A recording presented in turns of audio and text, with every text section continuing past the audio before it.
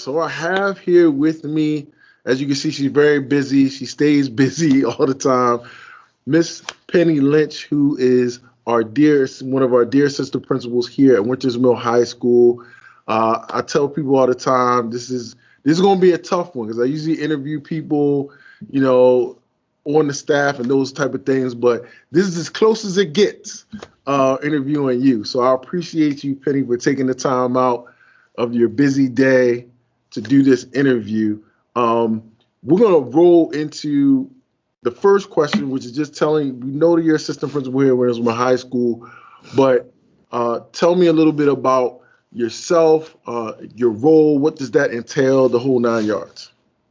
So I have been here about 3.5 years, and a lot of people think because of my age that I have been an educator all my life, and that just is not the case. So it's really, I love challenges. I love learning new things, and coming back into education in my late 40s was definitely a new thing. But it's been a blast working, of course, alongside you and the other ladies of our team. It's a great administrative team, and we all work really well together. So it makes my job easy. Well, that's well said. So, not that I would expect any other answer, but that's good. So you talked a little bit about, this is not necessarily your first career, right? So tell me a little bit about, your background, like where did you grow up? What was your upbringing like? You don't have to tell us the years of your upbringing, but just tell us your upbringing. Like, in what you were like in high school, what Penny was like in high school. We've had some of these conversations, so I'm just curious what you're going to tell the people. Okay. Well, I grew up in Jersey, and people always say, what exit off the turnpike? And it was exit 10. I loved where I grew up. I thought I grew up in the country until I really went to the country and found out maybe not so much. My high school was different in the fact that it was 9 different buildings, and it was like a mini college campus, and you would go in and indoors and outdoors, and there was a front walkway and there was a back walkway. So this is where I will date myself. If you were a good student, those AP honors kids, they went the front walkway. If you were a smoker, and believe it or not, back in the day when I went to high school, you could smoke in between classes. Really? And you went the back walkway. So people will say about the vaping that we deal with now, why do I care so much about that? It's because I've witnessed what happened to kids that started smoking at such a young age, and the people that I've lost in my life because of cancer. So, so I loved my high school years. I tried sports, and I was not the athletic child within my family. In fact, I ended up being a majorette, and I was captain of the majorettes with the marching band. So I had a blast in high school. In fact, to this day, I'm still friends with 8 of the girls that I used to hang around with, all very different from each other, but we still get together every summer and pal around. So I left. I had an experience as a 15-year-old that shaped the rest of my life. And it was, my mom decided that I should be out of the house as a teenager. So she signed me up to be a volunteer at a camp for people with disabilities, adults with developmental disabilities. Mm-hmm.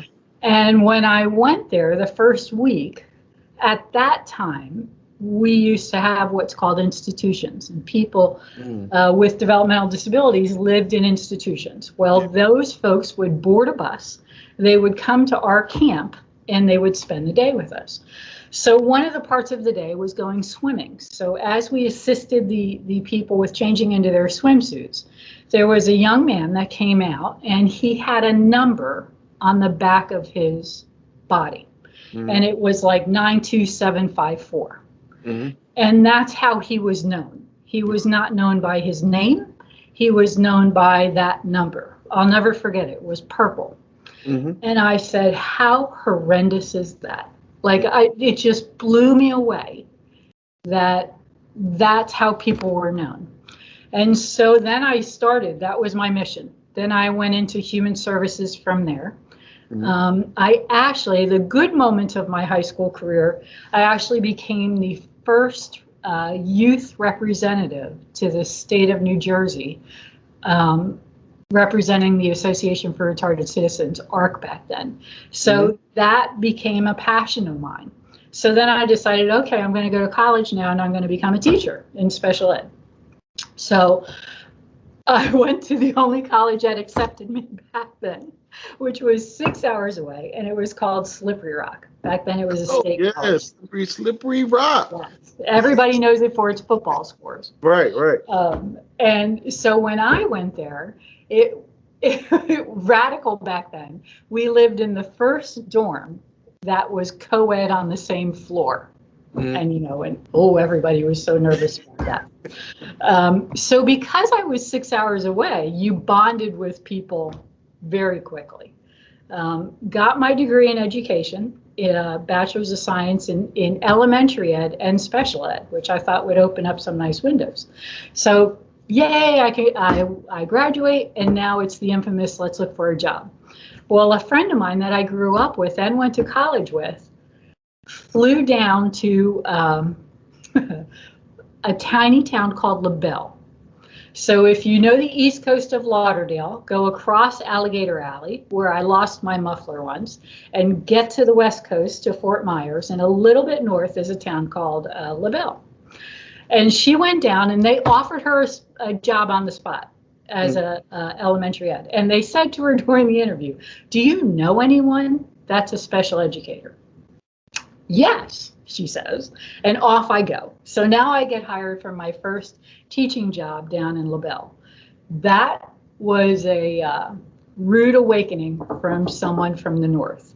And not only was it rude because I was from the north, I was white and I was young. And when I interviewed, I went into the principal's office, and no joke, there was something hanging on the wall that I had never seen nor heard about. And I asked her what it was, and she said, oh, that's a paddle. And the paddle had holes in it. And she said, this is what I use on your students when they are not behaving in the class that you're going to have. And my role was a resource teacher, special educator, that was to take the kids that were with me and get them back into their gen ed classes, kindergarten through 5th grade. And she said, but your kids don't do well within that classroom. So, that's why I have the paddle here. And I left thinking, oh, I'm glad I have the job. I'm never sending any of my kids to her office, and I better figure something out really quick. So most of my kids that I had in my class, that's where I learned, honestly, it was shocking to me. I was told that I wasn't allowed to visit them, that they lived over the bridge, and that it was dangerous if I did that. And if you know me, right, that didn't go so well. So of course I went over the bridge and I visited the kids, and I was shocked at how they lived. No indoor plumbing. Just the poverty was ridiculous. Wow. So I did that for a year. I missed the north, and the kids made great progress. I never sent them to the principal's office. I got them back into the gen ed classes, and I felt I had a successful year. But I missed the north terribly. And so I moved back up north and decided I'm going to change the direction. Because I had made those connections from that youth representative. Someone heard that I was back in town, and they said, hey, will you start a day program for folks who are developmentally disabled? And I said, sure. What the heck? I've never done it before. Sure. So I start this program, and we had 35 people that we provided services to. And that's the first time I became a supervisor. And in that role, I was the youngest. I was a female. And it was like, you're telling a 50-year-old what to do? Like, who are you? And so that's where I had my first taste of, I better figure this out. My father instilled so much in me, as well as my mom. But my mom was a disciplinarian, so she had to deal with all the rough part of me. But my father gave me a great sense of management style and a great outlook on how you handle things. So truly, I can still hear him say, every problem is an opportunity. Inch by inch, it's a cinch. And so he really helped me learn those supervisory skills and deal with those challenges. Mm-hmm. That was when I first started getting the hang of people were noticing what I did well and promoting me, noticing what I did well and promoting me. So then the next thing was, hey, let's start, and back then this was a brand new term, sheltered workshop. And now we're going to bring in folks with mental illness, and you go out and get all the procurement work. Go get the contracts and bring them in. And you had to make cold call, business calls. Oh, that's terrible. I was like, how do I do that? So did that. And that was enlightening. That's where I learned about marketing and that kind of thing. So then my husband now was my fiance. Well, he lived in Baltimore. And it was easier for me to transfer because in human services, I always tell people this, if you're in human services, you can go anywhere in the United States of America and find a job. Right. Little harder for him. He was an engineer and he was working at the state highway. Mm-hmm. So it was easier for me to relocate, so I relocated.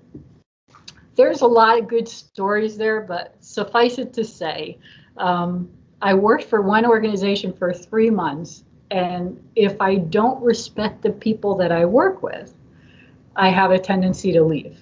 Mm-hmm. And so I left. And I'm glad you stayed here. Well, testament to you. Look at that. There you go, bud. And so I left. I came home on a Friday, and my husband said, "What did you do?" Because I had a little bit of debt before we got married. Mm-hmm. And we were trying to pay down the. He's like, "You need a job." So back in the day, how you found your job was in the classifieds. It was the newspaper on a Sunday. Mm-hmm. Now, social media wasn't a thing then. LinkedIn wasn't a thing then. Yeah. So I responded to an ad and I went Monday morning. Something you should never ever do. They hired me on the spot. So I came home with the job. And the person that is the executive director, the CEO of that organization, is a dear friend to this day and is one of my mentors. He got that I get bored and move and bored and move and bored and move. So he consistently changed what I did pretty much like every 7 years. And so he had a company on the side. So I started as a middle manager position. And then we were moving people out of the institution too fast, and they weren't making it because of their behaviors. So we started a pilot program that we served the entire central region of Maryland. And if you had a person with behaviors that were out of control, send them to us, we fix them, send them back. Highly successful program, 92% success rate. And then did that. Then I started getting the itch to, okay, let's have kids. Couldn't finish what I was doing there, so I needed to change careers. That's when I started traveling throughout the United States and doing management workshops from the East Coast to the West Coast, from the North to the South. I worked 6 days a month, 6 months out of the year, and the rest of the time I was able to be home with the kids. Mm-hmm. Did that for a while, and then some other opportunities came along. And then some agencies were doing things that weren't so good. And so they asked me to be on their board of directors. That's where I learned the value of a board and how they should work and how they should work together with the leadership. Those experiences were invaluable. And then they said, okay, now we're going to pay you on the side, and now we're going to make you a quality assistance, like a quality assurance person, to go into agencies. And I worked on an hourly fee, and it was awesome. Mm-hmm. And you go in and you just help people. You find out what's wrong, help them fix it, and get them back on track. So then in my late 40s, I decided to come back into education because of something that happened. And I've always been someone who said that if I didn't like it, I couldn't just say I didn't like it. I had to do something about it. Mm-hmm. So in my late 40s, I decided to go back and get my certification back up and running, and entered back into education. And I came to Winter's Mill as I was looking for a substitute. They had a long-term substitute and special. Mr. Gaunt was the principal at the time. Mm-hmm. And Miss Newberger was the special ed department chair. And that woman knew her stuff. Like, she knew her stuff. Well, at the end, again, they said, okay, we'd like to have you here. And she trained me. Thank God she trained me, because she was so good. She knew that job so well, and she did it the right way and taught me the right way. Turned out she retired at the end of that year. And even to this day, we still exchange Christmas cards. And I really appreciated her taking the time with me, because, who was I? It's just a long-term sub coming in. Did that. Mr. Bogger was here as an AP at the time. He gets promoted to principal over at Key. And after he was there for a year, he asked if I wanted to come over there and be department chair of special ed. And so I went there, and it was a blast. Created a team. It's always fun when you work with a great team, and that doesn't just happen by chance. It takes work. Right. And I enjoyed that team immensely. And then a position opened here. So partway through the year, I came here, finished out there, and then have been here since. There you go. I'm telling you, I mean, that is extraordinary. I don't think I've ever talked to anybody that's had such a robust career as what you just described. Like, that's amazing. Like, do you ever think about it and like think back, like, man, like, well, courtesy of you. Courtesy of you, I hadn't. Like, I started mapping it back. My first job, this will blow people away, was working at 14 in a bakery stuffing jelly donuts. And I made $1.45 under the table because I wasn't old enough to work. Right. The minimum wage was like $1.60. Right. But when I map that back to now, by you doing these, I love that you do these, by the way. I always find them so interesting. But it really, you do stop and think, like, holy moly. I love change. I'm the weird anomaly, because usually people hate change, right? But I embrace change. I love it. So all these jobs, like, you must have like 20 degrees on the wall, or like 20 certifications. Like, what certifications and stuff did you have to do all the stuff that you were doing? Was there anything special? For majority of my life, no. No. For majority of my life, it was the bachelor's degree. Okay. But I learned some invaluable lessons. Life to me is all about, you're making the connection, you're networking at its best. Mm-hmm. You never know when that person that you met 20 years ago is going to come back and say, oh yeah, I know someone, or yeah, why don't you reach out? That kind of thing. So I did an awful lot on a bachelor's degree. Mm-hmm. To get into this role, I went for my master's. And there's nothing like going for your master's in your 50s, and let alone learning all the technology. And I can remember the first time I got a cell phone and how to use the cell phone. I mean, the technology that I've been able to witness and be a part of has been fun, but at times challenging. We laugh and we joke, but I mean, your ability to pick all of this stuff up, because you don't give up. Most people, they're like, I just can't get it. Me and computers, they don't. But that's not your personality. Your personality is, I'm going to get it. Don't worry about it. And like, sooner often than not, it's like, boom, you got it better than the person that taught you how to do it. You got these AirPods now, like you walk around, you got there, and you shocked me. I was like, what? I was like, you got AirPods? Like, you're like, yeah. I'm like, okay, all right, that's where we're headed at. So you're not afraid of technology. You're not afraid to grow. Now, I think that's a strength of yours that I don't think a lot of people possess. You're always trying to grow and move on to that next phase. So that is awesome. So I guess like with the job you currently have as assistant principal, what would you say is the most difficult part of the job? And then what is the most rewarding part of the job?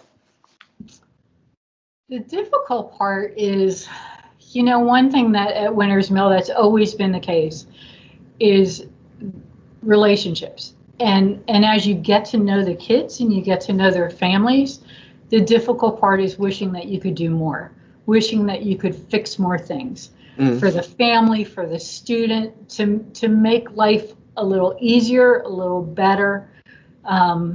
That's always, to me, the most difficult part.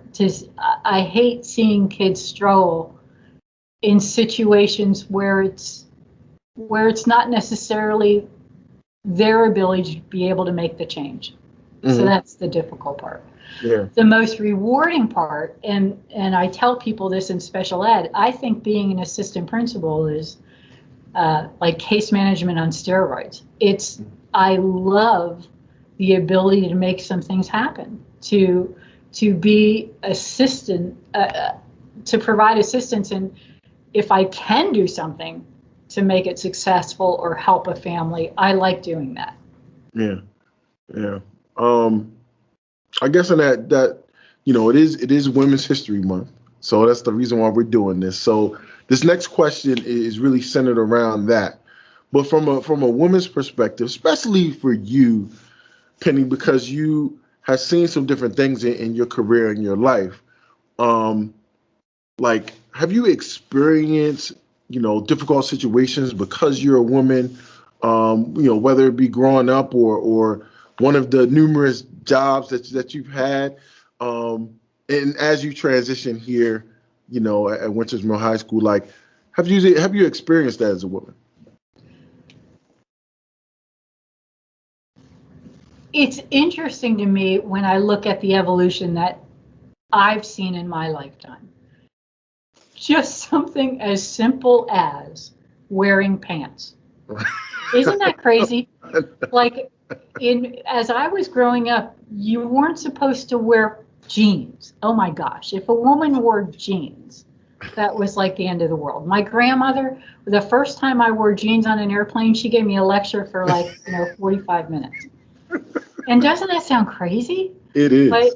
But so women always were looked at and dressed a certain way. Even when I started doing the workshops and traveling, initially when I would do a seminar, I either had you in the first 15 minutes or it was going to be a long 2 days. And you learn different parts of the country as to how you need to react to say certain things.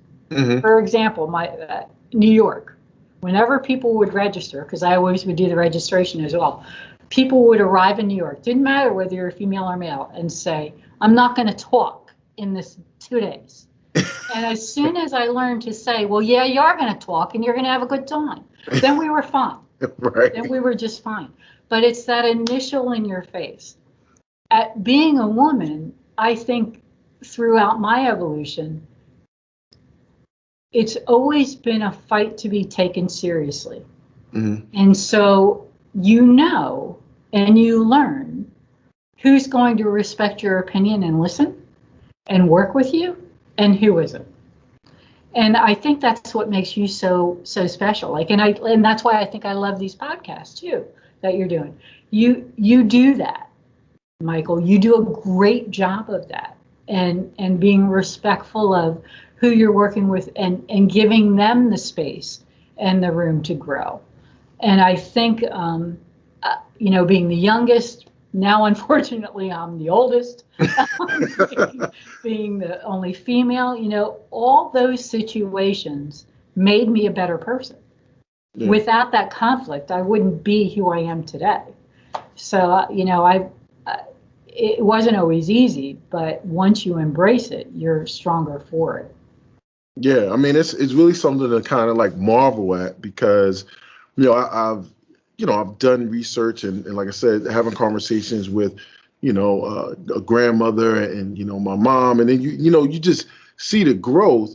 But sometimes because women are so much in it in the moment that like you can't really look back and like see how far things have like really come. Because I mean, there's like court cases like the Supreme Court and the things that some of the justices said about women was like, wow. I mean, this is like early 1900s. Like they actually said that on record about women. Like it is amazing when you really think about it, just in totality of how far women have really come and where we are now today. Still a lot of work left to be done, but happy the progress that we're here for today. What kind of you everybody has to have like their own heroes, people that have motivated them in life to kind of push them forward. Like what is that pushing and motivating factor for you? Like you have a hero in life, somebody that you just when you are in tough times, you think about that person, it kind of like pushes you forward. This is going to sound strange. When I look at people who have fought through extreme challenges, they're a hero. And it's not anybody you'll know. Yeah. I mean, my husband's one. I mean, who else in the world would let you say, oh, I'm going to change jobs this year? I'm leaving a very nice salary in the company car and the credit card. I'm going to go change to teaching. So thank God he's been so supportive. My kids have always been extremely supportive, but my heroes too are the ones that just they figure it out. They overcome the challenge and they found the way to be successful. Mm-hmm. So it could be students, like previous people I've worked with, families that have overcome really hard challenges. Those are always the ones that I look to. That's a lot of character. It takes a lot to be able to do that. Yeah, it really does. So yeah, I mean, so it's not like one person. I can't say you got a team. You got a team of people that have motivated you throughout your life. Absolutely. Yeah. And I consciously always make sure that I surround myself with people who support me, because if I can't, I'm just someone that I can't operate if I don't have that. It's just I won't stay in that environment. I refuse to stay in that environment. Right. I'll always change it if I don't feel that that's there. Right. Going back to women, do you feel as though, like, even though it's progress that has been made, do you feel like there's more work to be done? Like, and if so, like, where do you think that is for women? Like, what work still needs to be done for women? Well, the whole salary equity, you look at, it's interesting to me when I came into the field of education always doesn't necessarily recognize the value that someone comes in from the corporate or professional business world. Mm-hmm. And when you look at jobs that are there, women have always had to make it work, right? You got to make the work. You got to raise the kids and, do the grocery shopping, cook the meals. And, so it's always this multitasking event. I don't think women get the credit necessarily for all the multitasking that they do. Mm-hmm. And I don't think they get the equity in the pay in the corporate world of being recognized for what they do. Yeah. I think it's starting to change, but I think there's still a lot of work to be done there. Yeah.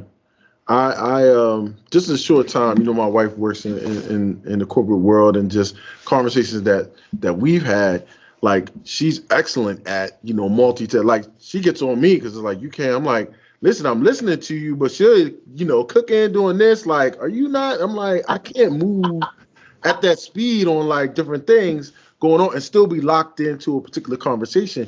She has no problems with doing any of that. And just some of the small things I've seen in the corporate world, which is, women used to be, you only got a certain amount of time if you had a child. And, my grandmother's time, they didn't get any time. So, I mean, you have a child, they had to be back on their feet and on the job, like in the week or whatever the time. It was something crazy that they had to be back at work, and they didn't get paid if they, for child, they didn't get paid. Now, you see companies that are paying women, and I mean, it's getting longer and longer, where I think eventually it might be a whole year that women will be able to have off, when they have that child, and still not be fearful of like losing their job or any of those things. So I think that part, at least I've seen it from my time of working, where it's being respected that children, women are going to have children. That's what it is. Let's respect that. And let them, be able to raise their kids and have that time. So, it's amazing. But it's funny that you mentioned that. It's Women's History Month. What does that mean to you? Some people like they didn't know it was Women's History. Like what does the month mean to you? I love that you're spotlighting it, right? How often does that get spotlighted? So drop the mic there, right? Like, how cool is that? I think it's just another chance out of our day-to-day life where we can take a moment and say, wow, look at what women have brought to the table. There's this new museum that I want to go to. It's in Arlington. It's the Women's Military service, recognizing their service. I just think it's neat that you're starting to hear all the amazing things that women have contributed. Ruth Bader Ginsburg.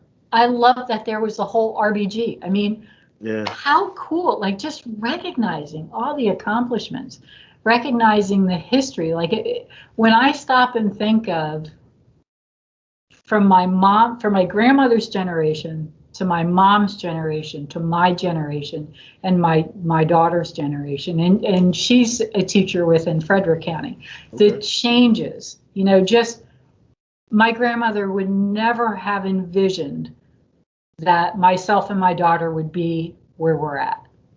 My mom, the first time she worked outside the house in a part-time job was radical, right? So it's when you look at those changes throughout my lifetime, it's exciting to be a part of.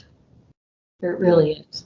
It really is. And I think that for you and all the experiences that you've had and the wealth of knowledge that you've had, man, I would, love to be your daughter. I mean, the things you've probably been able to pass down to her, I don't know if she may appreciate it or whatever, but I'm like, she will, because I'm sure that there are so many lessons that she can learn without having to actually go through it, just by listening to you and some of the experiences that you've had. So that is awesome. You're able to pass that legacy down to your children, Yeah. It was fun when she was in high school. There was my behavior in high school, and she was a great kid. She was in AP honors, but there was a time there that I really did have to be a good mom. And there's no handbook on that. I used to kid the kids and say, well, on page 42, section AC, it says in my mother's handbook. That only flew for so long. Right. I'm proud of my kids. They have turned out well, in spite of their mother. Yeah. But it's been fun to, even just technology. Oh, yes. Mm-hmm. I mean, it's amazing. Like I said, when you just sit back and really think about it, the changes that go on, and like you said, you mentioned, parenthood, but it's like you can't things that you learn from your parents, and you try to apply that, 20 years later, and it's like, whoa, I can't do that. I mean, I was just talking to a friend of mine. You can't raise your kids how you were raised. Like it's an impossibility. They'll hate you forever. It's just not. It just doesn't work. It doesn't work. It doesn't even work. My wife laughs at me like she's like, okay, like, that's not gonna work. And your kids look at you too like that's not who you really are. So that part is tough. And just like you talked about, as far as a woman being able to multitask, all of that, because like you said, it's not just enough to be good at work, right? So you got to be good at work. You got to work through all the nuances of being a woman and equal pay and everything else. Then, for those that are married or whatever, like you have to be a wife, and then you also have to make sure that you're raising the kids right. Like the pressure that's there every day. Like you could have a good day in one area and then like a bad day in another, and you're like still like, man, I'm losing the day. Yeah, it was. I'm not gonna lie. Because you also, well, you're gonna find this out with your kids. As your kids get older, then you want to be involved in the school that they're in, right? So, of course, you're PTA president, or you're in the band boosters, like you're doing all these things. So thank God I had a boss who let me do this.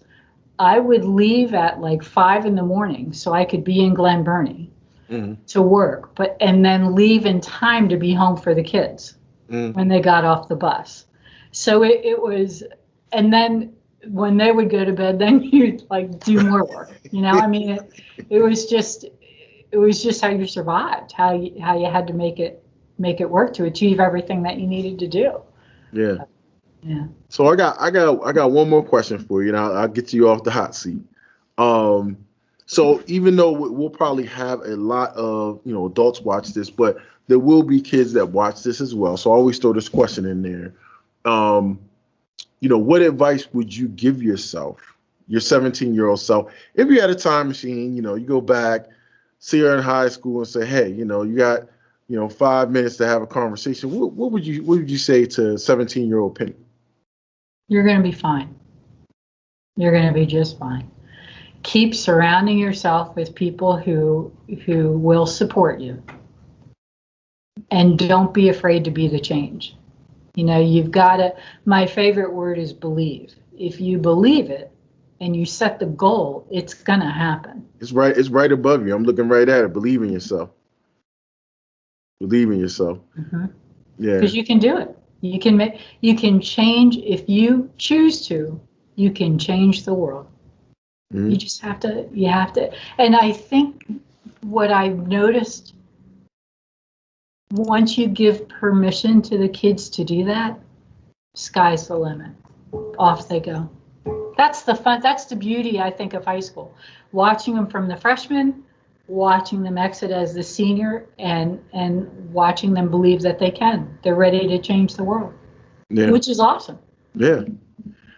Well, listen, I can't thank you enough. I know you're kind of blown away that I asked you to do this interview, but I couldn't think of anybody else, because we've had so many conversations.